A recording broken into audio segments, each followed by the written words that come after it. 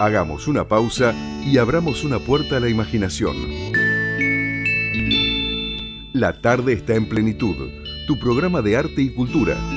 Idea, producción general y conducción, Luis Raúl Calvo y Nora Patricia Nardo. Con la participación especial de Adriana Gaspar. Auspicia Proyecto Cultural Generación Abierta. www.generacionabierta.com.ar. Porque compartir los sueños es algo digno para celebrar. Unite a nosotros en la FM Amadeus 91.1. Hola, ¿qué tal? Buenas tardes. Nuevamente acá en la FM 91.1 Amadeus, con la tarde está en plenitud, arte y cultura. Nuestros teléfonos 4300-0114, 5031-9801. Nos acompaña en la operación técnica Fabricio Ricardo Piñero. Ricardo Piñero. ¿Qué tal, Nora? ¿Cómo estás? ¿Qué tal? Buenas tardes. Una tarde gélida, realmente. Muy bien, acá compartiendo un nuevo programa con Ricardo. A pesar de lo gélido, estamos acá en piso, ¿eh? Con nuestro amigo Gabriel. ¿No? Sí, estamos sí, en vivo. Es en vivo, acá en piso, a pesar de que es un día gélido. Así es. Al mal tiempo, buena cara, dicen, ¿no? Así es. Luis Calvo también en la conducción. Y bueno, haciendo este programa que nos gusta hacer todas las tardes, tratando de que la tarde realmente esté en plenitud. Y ayer también fue una noche gélida y sin embargo tuvimos el local lleno, ¿no? En el bar Rebochinche Bar en Callao 68. Hicimos nuestro encuentro número 725 del Café Literario y de Arte Antonio Aliberti. Una noche, como siempre, mágica, ¿no? Porque cada encuentro que se va desarrollando se va haciendo la historia. Así es, ¿no? Un encuentro mágico con gente muy querida que nos acompañó, siempre con buena onda, palabras de aliento. Bueno, también debemos decir algo muy bueno a la gente del bar, ¿eh?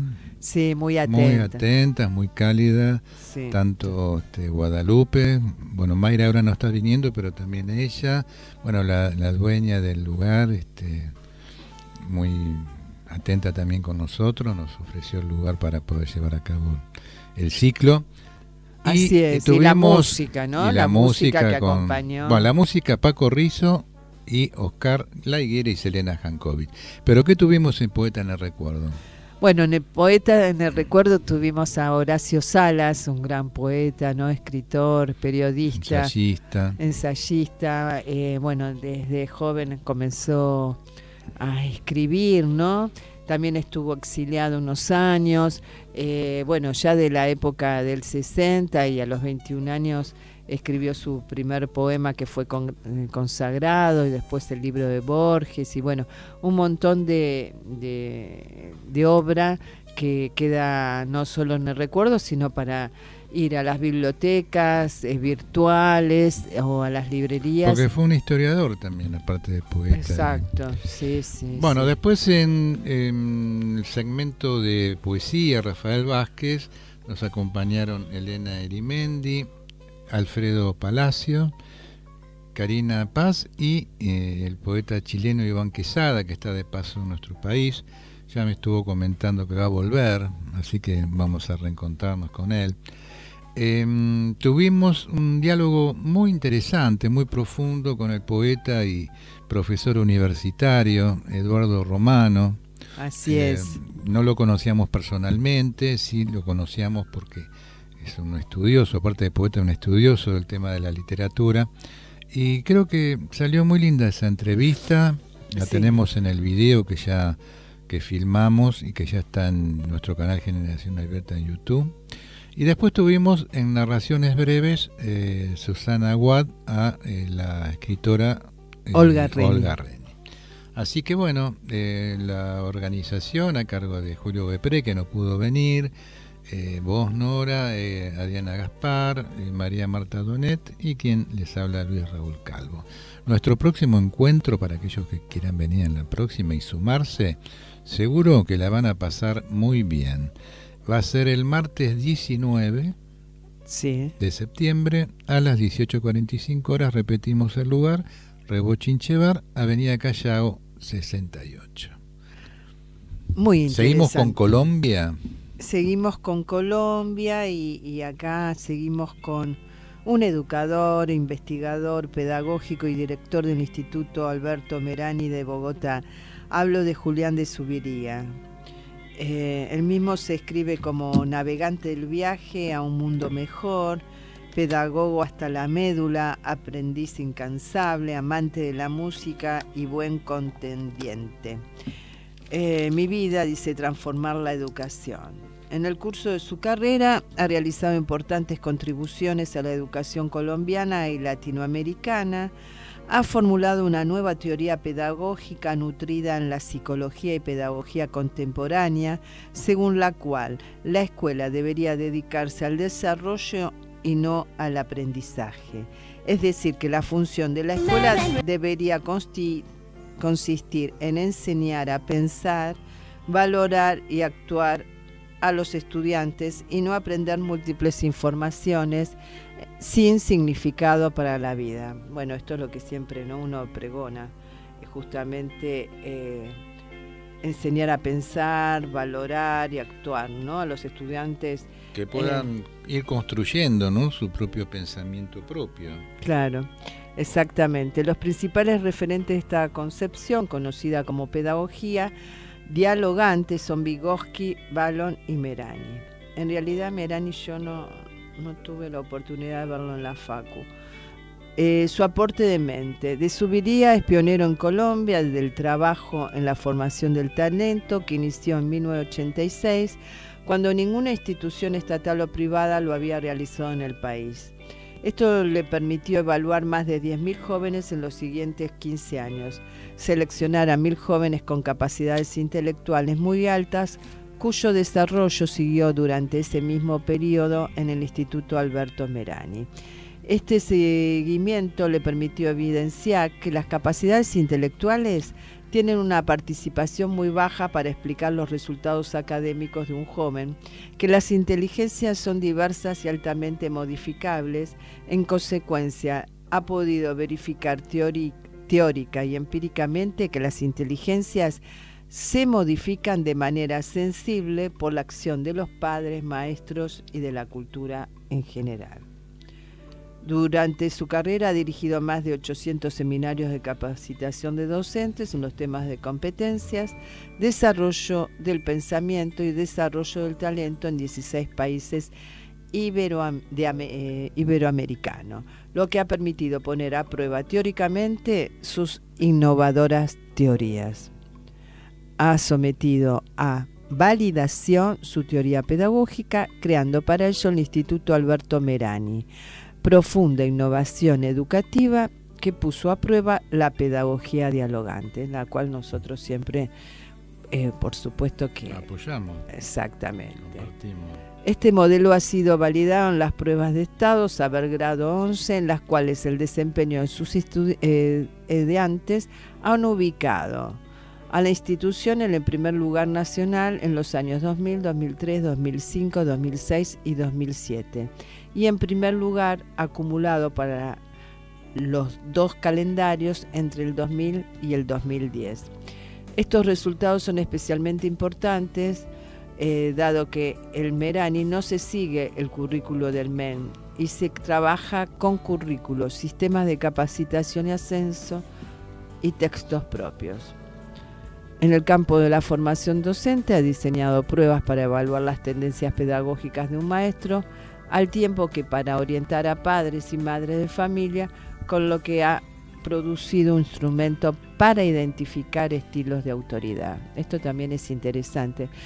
Hace años, Claro, porque él apuesta a una integración, ¿no?, en la cual, bueno, por un lado está todo el tema de enseñanza-aprendizaje, la transmisión de conocimientos, pero para que el alumno pueda ir desarrollando justamente su propio pensar, pero también tiene que ver con la integración con la familia, ¿no es cierto? Exactamente. Y bueno, hace unos años, cuando fui jefa de investigación de la Escuela Normal Superior de Profesorado Normal 3, trabajamos este tema que era la autoridad, estilos de autoridad, ¿no? La diferencia entre autoridad y autoritarismo. 15.000 docentes y 5.000 padres han realizado dichas aplicaciones. Ahí lo que vos hablás muy bien de la integración de la familia. Varios de sus libros son usados como texto en 15 países de América Latina, en especial en Perú, Ecuador, México y Venezuela. Y su obra más divulgada es Los modelos pedagógicos, de las cuales se han realizado 35 reimpresiones hasta el año 2011, o sea que habrán continuado. Julián ha investigado a profundidad y publicado diversos libros y ensayos sobre las temáticas de desarrollo del talento, los fundamentos del currículum, la investigación-educación, las competencias argumentativas, las teorías de la inteligencia y los diversos modelos pedagógicos, entre otros. Ha dirigido más de 100 investigaciones sobre las temáticas del desarrollo del pensamiento, los estilos cognitivos, el desarrollo del talento, los estilos de autoridad, la mediación en el aula y la modificabilidad de las inteligencias, entre otros. Bueno, ahí tenés otro punto importante, la mediación en el aula, ¿no?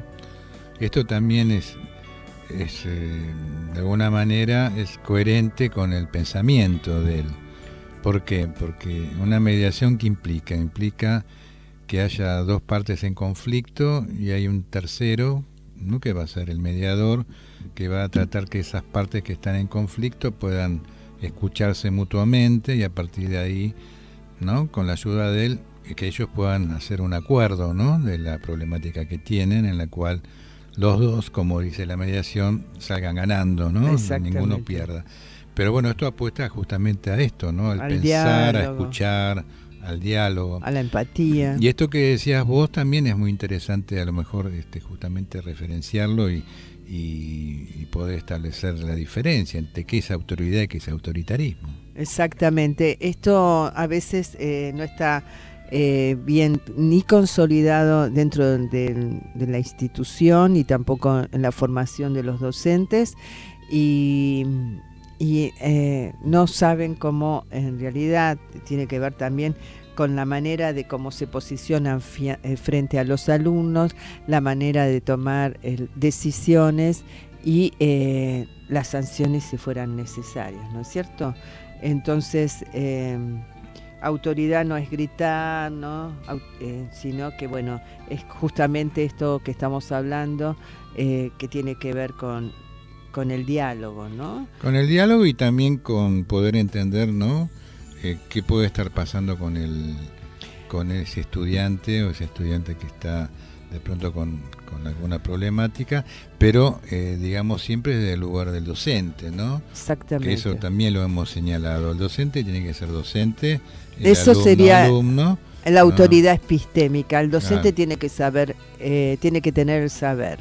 Esa es autoridad epistémica. Y deontológica también de valores, ¿no es cierto? Tiene que estar ahí como líder, liderando el proceso de enseñanza-aprendizaje, no solo por su conocimiento, sino por su calidad de cómo coordinar a sus alumnos. Y aparte que el docente es muy mirado por los alumnos, por eso, sobre todo en estos últimos tiempos, los últimos años, uno pudo observar como que ese vínculo entre un docente y un alumno no es perpetuo, es un docente que se va renovando constantemente, ¿no? Y que tiene que ver justamente un poco con cómo es ese docente dentro del aula. Sí, digamos, como vos bien decís, el compromiso que el docente tiene frente a sus alumnos, esto lo evalúan los adolescentes y los niños, ¿no?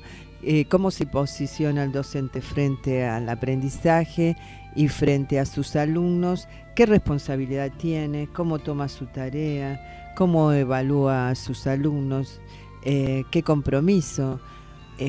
Esto lo miran, y ahí te evalúan y te dan el ok, o quizás justamente no te quieren o te hacen la vida imposible. Por eso es importante, ¿no?, que aquellos docentes que han decidido enseñar y estar frente a alumnos y aprender también de ellos, es necesario que tengan, yo digo vocación, si bien a veces la palabra vocación no está bien recibida, ¿no? Decir, bueno, el docente no lo hace por vocación. En realidad creo que aparte lo hace porque, bueno, la profesión es una profesión docente donde tiene que estar bien paga, primeramente reconocida por la sociedad y bien paga. También tiene que haber vocación de estar frente a los chicos tratando de saber que tienen que dejar algo para que estemos un poquito mejor cada día. Sí, porque a veces se entiende erróneamente que porque el docente hace su profesión por vocación tiene que ganar poco, ¿no? Y en realidad no es así. Justamente es el que más tendría que ganar porque está formando a futuras generaciones. Sí, ¿no? todavía es una tarea tan importante. En muchos países, como el nuestro, pasa esto, ¿no? La desvalorización del rol docente y de la tarea docente. Pero los padres, cuando están una semana o 2 semanas con sus hijos en su casa, desean que prontamente esté nuevamente el alumno en el aula, su hijo en el aula.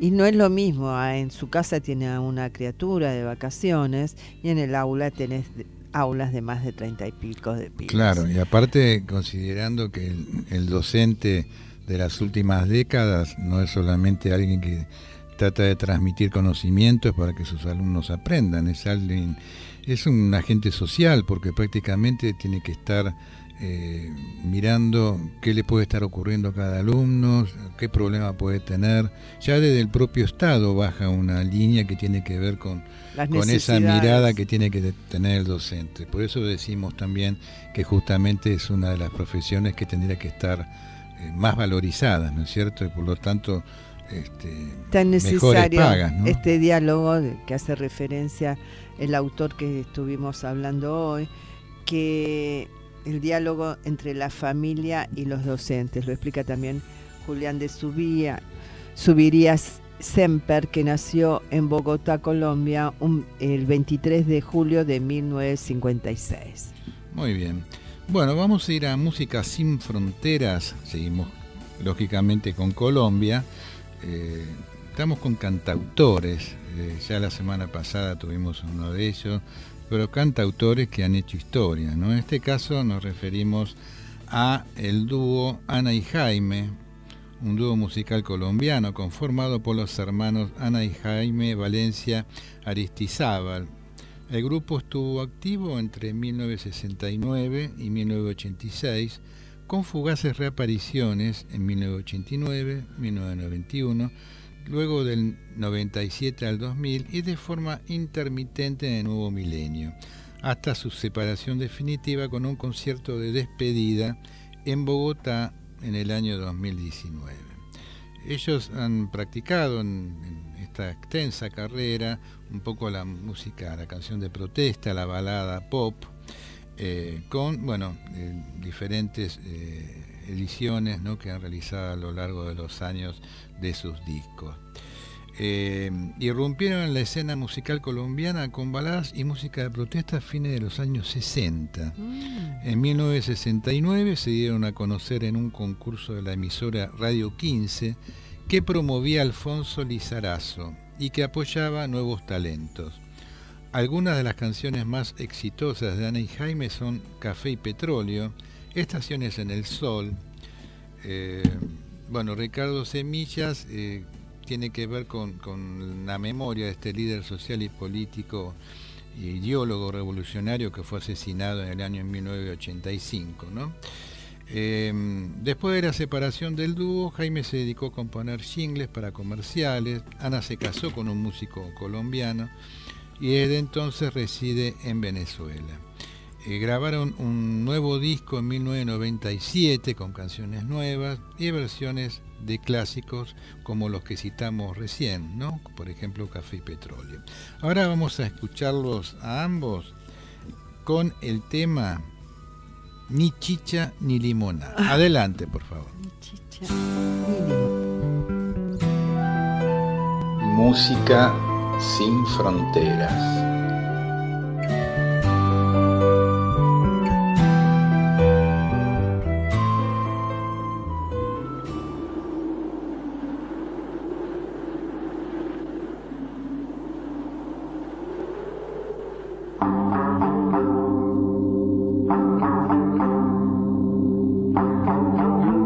Adiós a ti, mi amigo fiel. Nos conocimos desde la niñez. Juntos jugamos y era ayer. Aprendimos del amor y jugamos con el sol. Adiós a ti, ¿por qué morir? Cuando las aves por el cielo van, la primavera ya está aquí. Caras lindas veo pasar, piensa en mí, estaré allá. Hubo más alegría y estaciones en el sol. Todo fuera de tiempo, no supimos qué pensar. Adiós papá, reza por mí. Aún me arrepiento de lo que yo fui. Tú me enseñaste el bien del mal. Hubo mucha confusión. Me pregunto cómo fue. Adiós papá, ¿por qué morir? Cuando las aves por el cielo van, la primavera ya está aquí. Niños sueñan con jugar,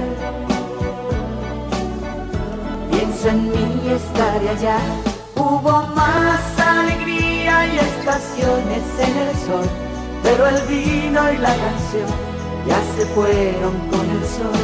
Hubo más alegría y estaciones en el sol, pero el vino y la canción ya se fueron con el sol. Adiós Michelle, pequeña flor. Me diste amor y me ayudaste a ver la luz.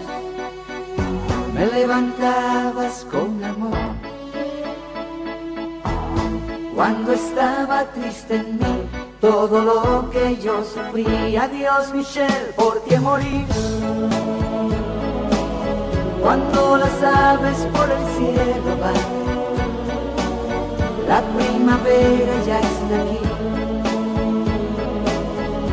con sus flores de color.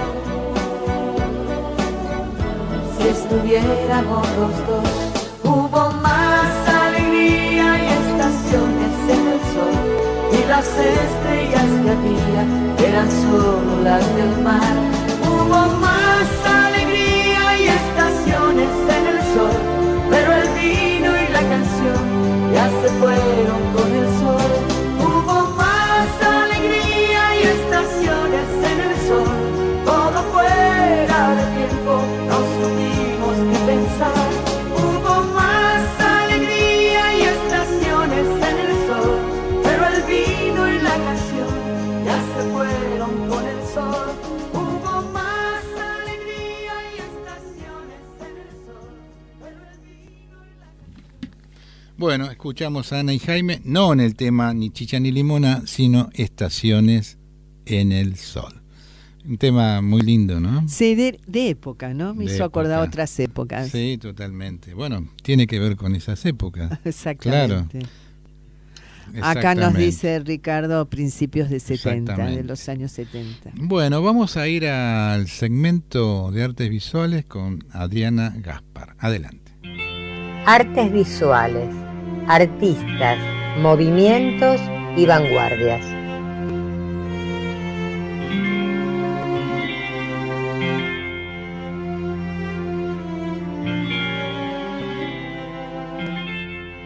Buenas tardes a toda la audiencia de La Tarde Está en Plenitud. Hoy les voy a hablar de la artista colombiana Débora Arango Pérez, quien nació en Medellín en noviembre de 1907 y fallece en diciembre del año 2005. Fue una de las relevantes artistas de su país. Trabajó como técnica muchísimo la acuarela. Podemos decir que su obra se enmarca o se desarrolla dentro de la estética del expresionismo. Siempre fue una artista muy polémica en cuanto a las temáticas que abordaba. También pensemos la época, estamos hablando de un artista que nace a principios del siglo XX, una artista latinoamericana donde la posibilidad de que una mujer fuera artista profesional, y si a eso se le suma determinados temas a abordar que eran típicos de varones, esto generaba gran polémica en su país sobre todo, ¿no? Ella también abordó la crítica social, lo político y los desnudos femeninos.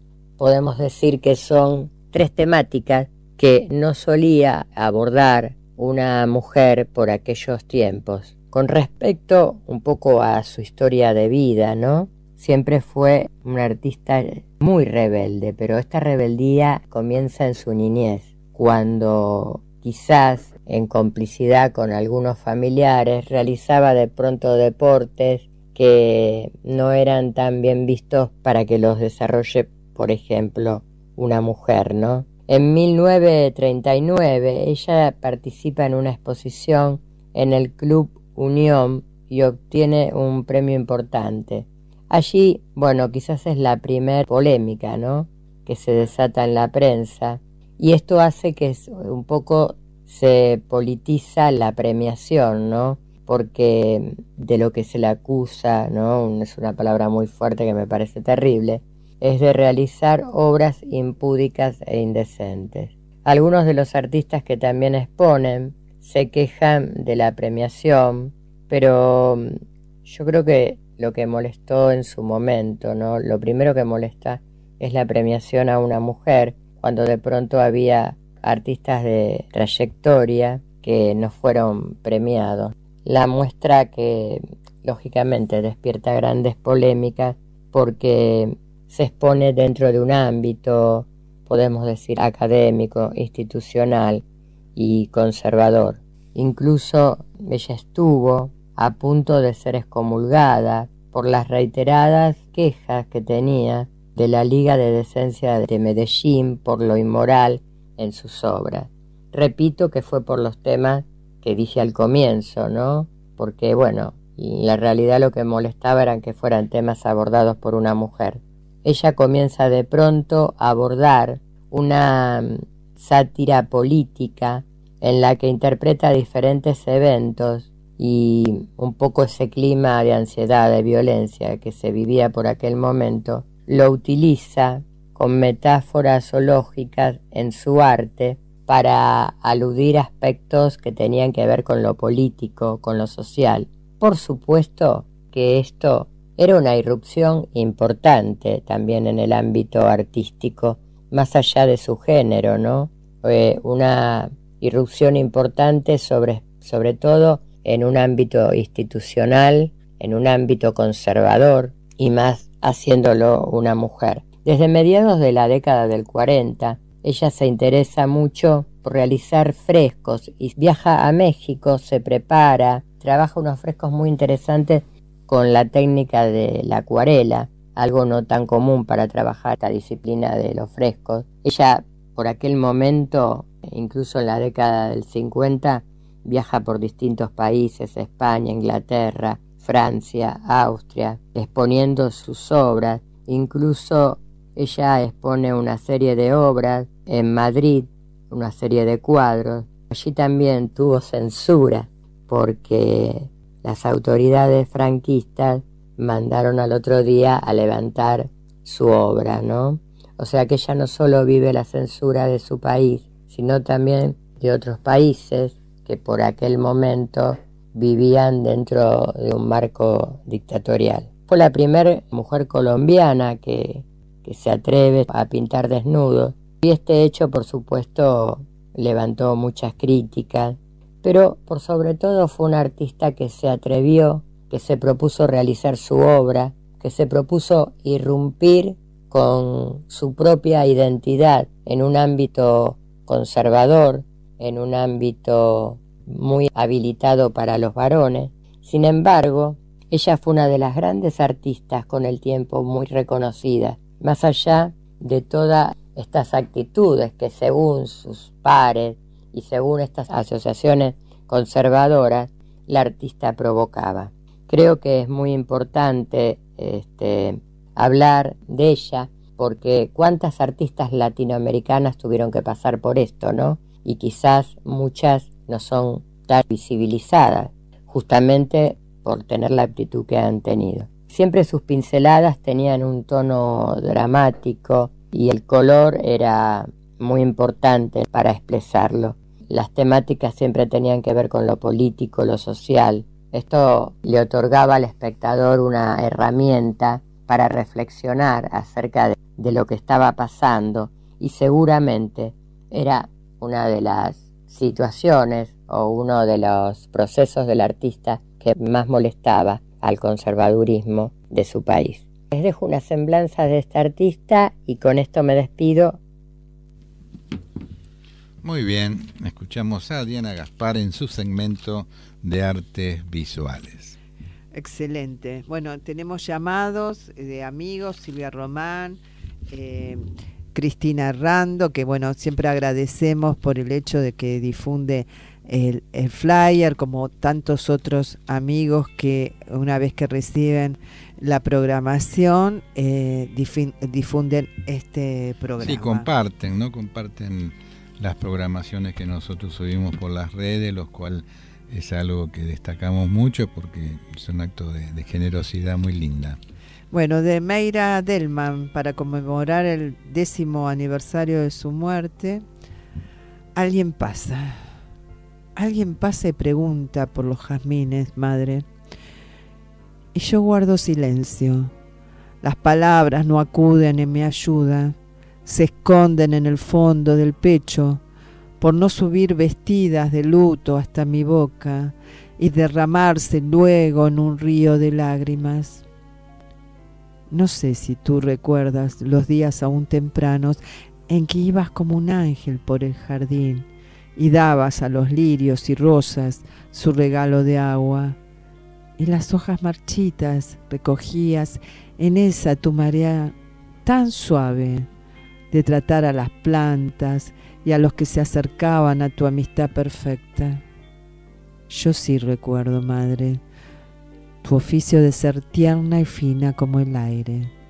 Una tarde un poeta recibió de tus manos un jazmín que cortaste para él.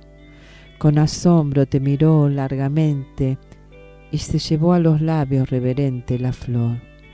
Se me quedó en la frente aquel momento, digo, la frente cuando debo decir el corazón, y se me va llenando de nostalgia la vida, como un vaso colmado de un lento vino pálido, si alguien pasa y pregunta por los jazmines, madre. Mayra del Mar, cuyo nombre verdadero fue Olga Isabel Chams El Hach, nacida en Barranquilla el 21 de agosto de 1922 y fallecida en el mismo lugar el 18 de marzo del año 2009. Poeta colombiana de ascendencia libanesa, conocida, como decíamos recién, por este seudónimo de Mayra del Mar. Fue una de las más significativas poetas del siglo XX en Colombia, considerada el nombre femenino más destacado de la poesía de ese país. La ocupación de ella fue la de profesora, aparte de su vocación como poeta, y estudió en la Universidad del Atlántico y también luego trabajó en el mismo lugar. Fue miembro de la Academia Colombiana de la Lengua a partir del año 1989. En su honor fue creado el Premio Nacional de Poesía Mayra del Mar, cuya primera entrega se efectuó el 30 de abril de 2008 y que fue creado para valorar, reconocer y determinar el libro de poesía más significativo publicado y escrito por una poeta colombiana residente en el país o en el extranjero. Ausencia de la rosa, detenida en el río translúcido del viento, por otro nombre, amor, la llamaría el corazón. Nada queda en el sitio de su perfume. Nadie puede creería que aquí estuvo la rosa en otro tiempo. Solo yo sé que si la mano deslizo por el aire, todavía me hieren sus espinas. Hija de los inmigrantes libaneses Julián Chams e Isabel El Hach, empezó a escribir poesía muy tempranamente. ¿Sabes a qué edad? No, ¿a qué edad? A los 11 años. Ah, mirá. Entre también. sus primeros escritos destaca A las acacias en flor. Durante toda su adolescencia sintió gran admiración por las grandes poetas del sur. No podía ser ni nada menos que Gabriela Mistral, Alfonsina Storni, Delmira Agustini y Juana Di Barburú.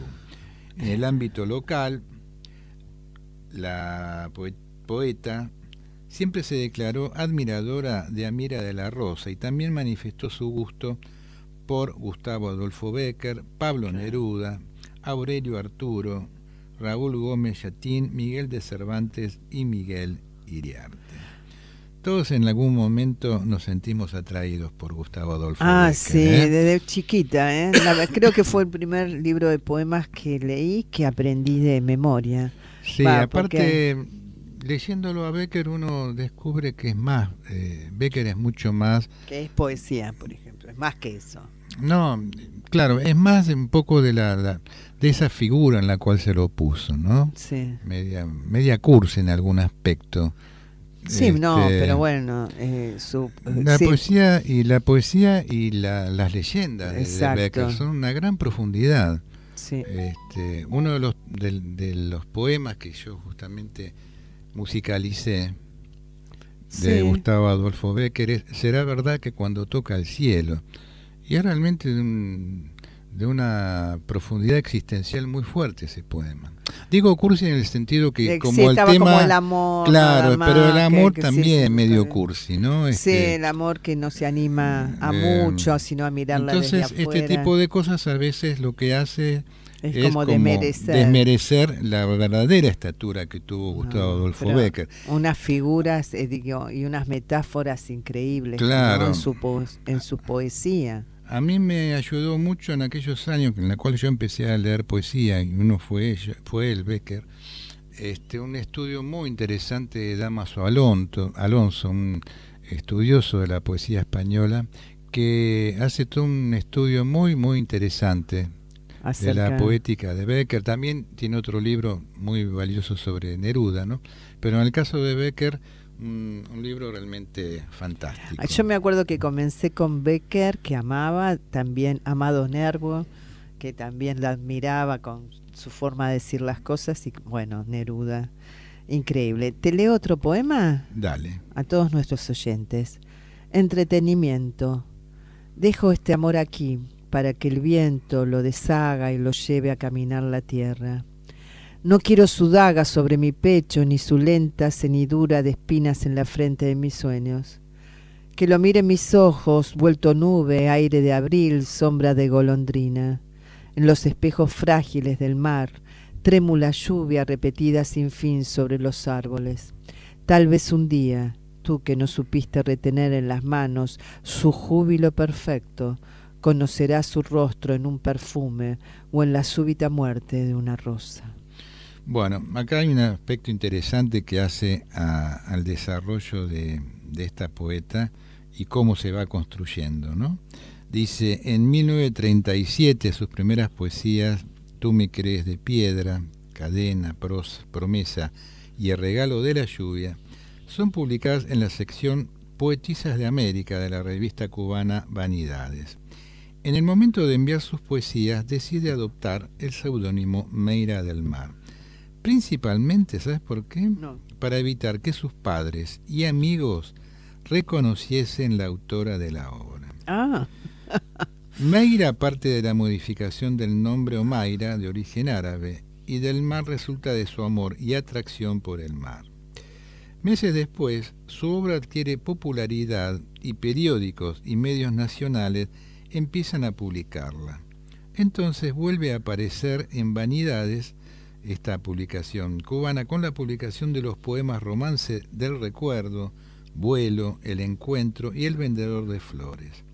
Años después, Emilia Segebre, amiga de la poetisa, revelaría la identidad tras el seudónimo Alirio Bernal, y este se encargaría de difundirlo en un artículo que escribió para la revista Civilización.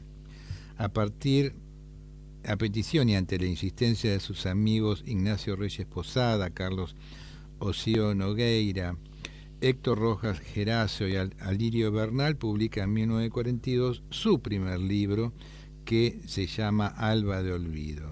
Fue publicado por la editorial Mejoras en una edición inicial de 50 ejemplares, mirá, 50. Más de medio siglo después, la revista Semana, en su edición 882 de 1999, la incluye en una selección de las mejores 100 obras colombianas del siglo XX, siendo la única mujer que aparece en la sección de poesía. Increíble, ¿no? Exactamente. Vamos a ir a otro tema musical con Ana y Jaime. Ahora sí, Ricardo, vamos a escuchar Ni Chicha ni Limoná. ¿Puede ser? Adelante.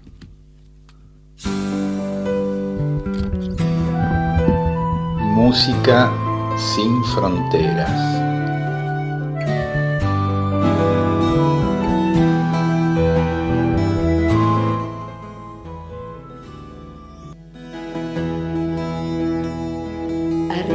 Más para acá, aquí donde el sol calienta. Si usted ya está acostumbrado a andar dando volteretas, y ningún daño le hará estar donde las papas queman, y ningún daño le hará estar donde las papas queman. Usted no es nada, no es chicha ni limonada, se la pasa manoseando, caramba, zamba su dignidad. Usted no es nada, no es chicha ni limonada, se la pasa manoseando, caramba, zamba su dignidad. La fiesta ya ha comenzado y la cosa está que arde. Usted que era el más quedado, se quiere adueñar del baile. Total, a los colfatillos no hay olor que se le escape. Total, a los colfatillos no hay olor que se le escape. Usted no es nada, no es chicha ni limonada, se la pasa manoseando, caramba, zamba su dignidad. Usted no es nada, no es chicha ni limonada, se la pasa manoseando, caramba, zamba su dignidad. Nos toca primero pues trabajar y tendremos patoitos, abrigo, pan y amistad. Y si usted no está de acuerdo, es cuestión de usted nomás. La cosa va para adelante y no piensa regular. Usted no es nada, no es chicha ni limonada, se la pasa manoseando, caramba, zamba su dignidad. Usted no es nada, no es chicha ni limonada, se la pasa manoseando, caramba, zamba su dignidad. Ya déjese de patilla, venga a remediar su mal. Si aquí debajito el porcho no tengo ningún puñal, y si sigue siconeando, le vamos a expropiar las pistolas y la lengua y todo lo demás. Usted no es nada, no es chicha ni limonada, se la pasa manoseando, caramba, zamba su dignidad. Oiga, mire, usted no es nada, no es chicha ni limonada, se la pasa manoseando, caramba, zamba su dignidad.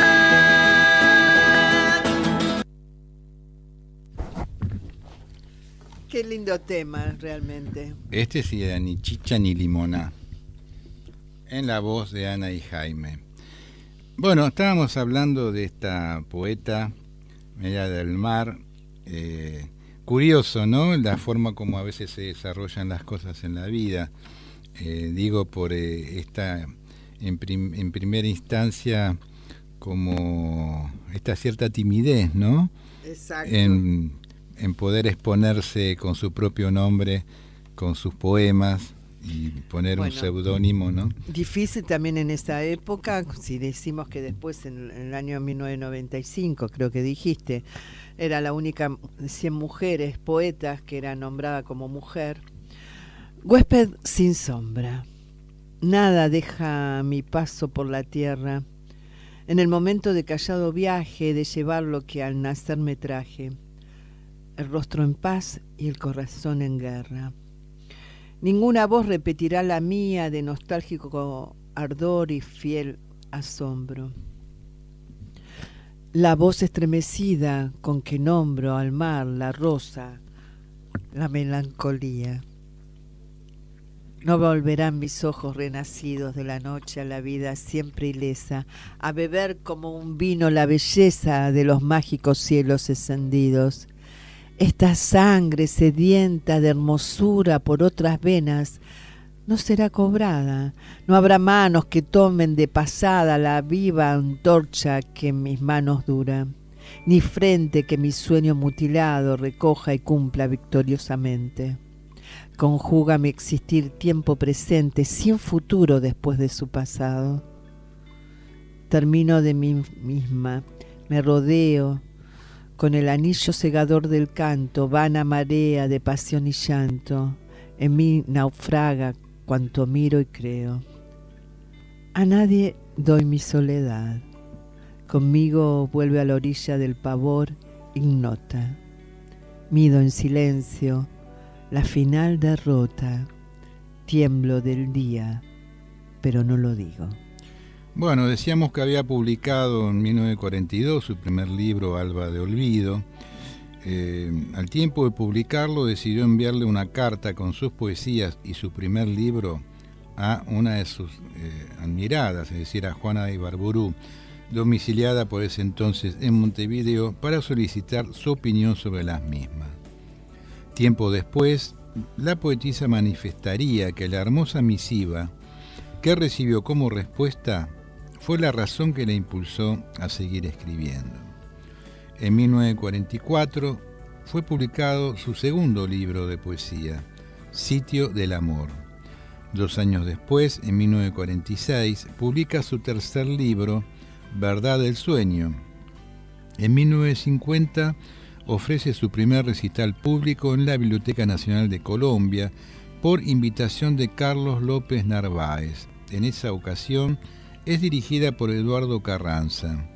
1 año después publica su cuarto libro, nuevamente de poesía, cuyo nombre es Secreta Isla, en el que afirma haber alcanzado su propia voz. En 1957 publica Cuadernillo de Poesía número 26 en la colección Poetas de ayer y hoy de Simón Latino en Bogotá.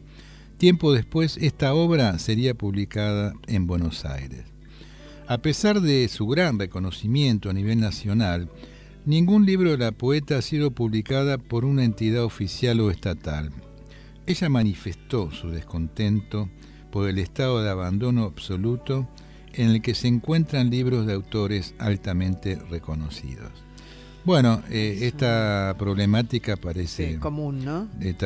Sí, excede los países, ¿no? No, se las traslada. Sí. Claro, exactamente. No sé si todos los países, pero por lo menos bueno, en muchos de acá, en muchos países justamente, ¿no? Un poco manifestaba ayer Eduardo Romano en la Facultad de Filosofía y Letras, prácticamente, salvo 2 o 3 poetas renombrados y reconocidos, digamos. No había lectura de poesía. No hay estudio de la poesía argentina con lo gran valioso que es a nivel de poetas, ¿no? A lo largo de todas estas generaciones. Así es. Pero bueno, luego desde 1958 y durante 36 años tuvo a cargo ya la parte de gestión. Fue directora de la Biblioteca Pública Departamental del Atlántico, que en su honor fue renombrada Biblioteca Pública Departamental Meira del Mar. Llegó a ese cargo por invitación de Néstor Madrid Malo cuando éste era gobernador del Departamento del Atlántico y fue mantenida en el mismo por 27 gobernadores siguientes. En la actualidad, y en su honor, existe el Centro de Documentación sobre la Mujer Meira del Mar la Universidad del Atlántico y la Sala de Lectura Meira del Mar de la Biblioteca Piloto del Caribe. La poetisa nunca se casó, en sus primeras palabras, debido a que esperó al amor y este nunca llegó. Sin embargo, consideró que fue afortunada en la vida pues tuvo grandes amigos. Esa fue, según su conclusión, su recompensa por no ser afortunada en el amor. En 2001, el Centro de Educación Básica y Media número 145 cambia su nombre en su honor por Instituto Distrital Técnico Meira del Mar, ubicado en la carrera 13, número 5621. Bueno, posteriormente vinieron los reconocimientos. Claro, ¿no? Sí. Huésped sin sombra. Nada deja mi paso por la tierra. En el momento del callado viaje he de llevar lo que al nacer me traje, en rostro, en paz y de corazón en guerra. Voy a leer este otro. Muerte mía. La muerte no es quedarme con las manos ancladas como barcos inútiles a mis propias orillas, ni tener en los ojos, tras la sombra del párpado, el último paisaje, hundiéndose en sí mismo. La muerte no es sentirme fija en la tierra oscura mientras mueve la noche su gajo de luceros y mueve el mar profundo, las naves y los peces, y el viento mueve estíos, otoños, primaveras. Otra cosa es la muerte, decir tu nombre una y otra vez en la niebla sin que torne ese rostro. A mi rostro es la muerte, y estar de ti lejana cuando dices la tarde vuela sobre las rosas como un ala de oro. La muerte es ir borrando caminos de regreso y llegar con mis lágrimas a un país sin nosotros, y es saber qué pregunta mi corazón en vano por tu melancolía. Otra cosa es la muerte. Muy bien, Meira del Mar, nuestra poeta de hoy en la tarde está en plenitud. Nos vamos a ir con la música de Ana y Jaime en este tema emblemático de ellos que lo habíamos citado antes, que se llama Café y Petróleo. Le agradecemos a Ricardo Piñero por todo su apoyo y colaboración en la parte técnica y nos vamos hasta el próximo miércoles. Recordando que compartir los sueños es algo digno para celebrar.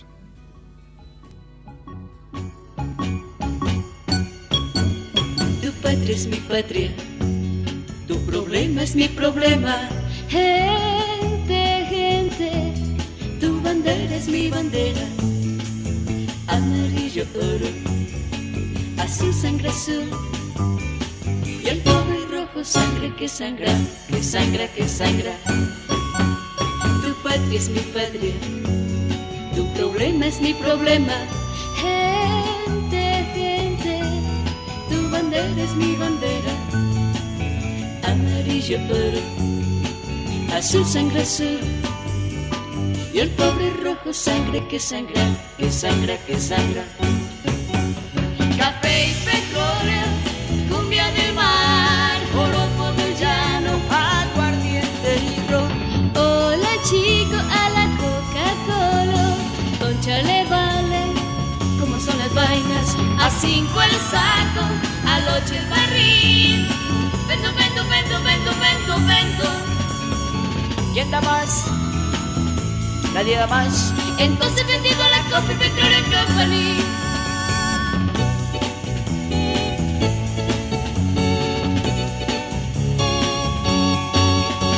Simón Bolívar, libertador, murió en Santa Marta, en Caracas nació. Porque no importa dónde se nace ni dónde se muere, sino dónde se lucha. Es mi patria, tu problema es mi problema. Gente, gente, tu bandera es mi bandera. Amarillo, oro, azul, sangre azul. Y el pobre rojo, sangre que sangra, que sangra, que sangra. Café y petróleo, cumbia del mar, joropo del llano, aguardiente y ron. Hola chico, a la Coca-Cola, concha le vale, como son las vainas. A 5 el saco, al 8 el barril. Vendo, vendo, vendo, vendo, vendo, vendo. ¿Quién da más? Nadie da más.